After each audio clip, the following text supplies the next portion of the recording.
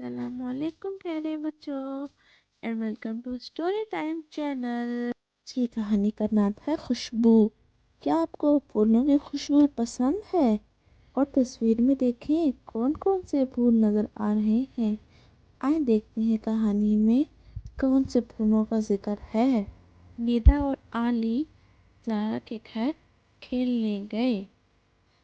اب آج کی بک میں آپ دیکھیں بچوں کے اوپر ان کے ڈائلاگس بھی لکھے ہوئے ہیں کہ جو باتیں وہ بول رہے ہیں وہ ان کے اوپر بھی لکھے ہوئے ہیں۔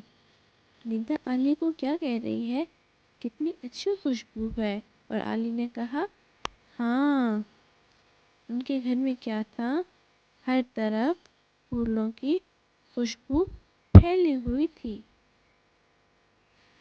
گھر آ کر علی نے امی سے کہا امی ہم بھی خوشبودار پھولوں کے پودے لگائیں گے۔ امی کیا کہہ رہی ہے؟ دیکھیں امی کہہ رہی ہے علی کو اچھا۔ دادی بولی ٹھیک ہے بچوں ہم کل پودے لینے جائیں گے۔ یہ دادی دیکھیں سائڈ پر بیٹھی ہوئی ہے صوفے کے۔ یہ دیکھیں یہ آگے پودوں کی نرسری پودے لینے کے لیے۔ علی کیا کہہ رہا ہے؟ مجھے تو موتیا اچھا لگتا ہے۔ نیدا نے کیا کہا؟ مجھے گلاب کی خوشبو پسند ہے۔ اور دادی اماں کیا کہہ رہی ہیں؟ چمیلی بھی لے لیتے ہیں۔ اب دیکھیں سارے گملے وہ اپنی گاڑی میں رکھ رہے ہیں۔ سب نے اپنی اپنی پسند کے پودے لے لیے۔ علی نے اپنا گملہ برآمدے میں رکھا۔ دادی نے چمیلی کا پودا کیاری میں لگایا۔ نیدا گلاب کا پودا اپنے کمرے میں لے گئی۔ کچھ دنوں بعد نیدا نے دیکھا کہ پودا مرجھا رہا ہے۔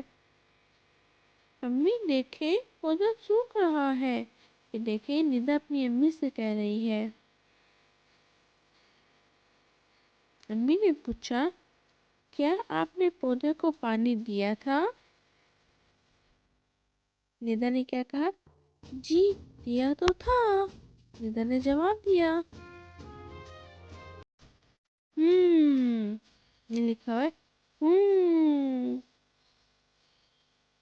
پانی کے علاوہ پودے کو کچھ اور بھی چاہیے، امی بولی۔ نیدا سوچ میں پڑ گئی۔ اب نیدا سوچ رہی ہے کہ کیا چاہیے پودوں کو۔ آپ کو پتہ ہے کیا چاہیے؟ دیکھیں نیدا نے کیا کیا۔ نیدا نے گملہ اٹھا کر کھڑکی کے پاس رکھ دیا۔ اچھا پودوں کو سن لائٹ سورج کی روشنی کی بھی ضرورت ہوتی ہے۔ جیسے ہمیں بڑھنے کے لیے خالی کھانے کی ضرورت نہیں ہوتی، ہمیں پانی کی بھی جوسز کی بھی ضرورت ہوتی ہے۔ اسی طرح پودوں کو پانی کے علاوہ سن لائٹ کی بھی ضرورت ہوتی ہے۔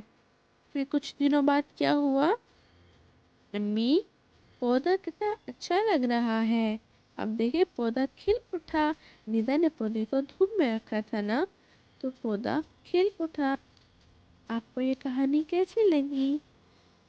ویڈیو کو ختم کرنے سے پہلے چینل کو سبسکرائب کریں، بیل کا آئیکن کو دبائیں۔ Thank you so much for watching. Allah حافظ۔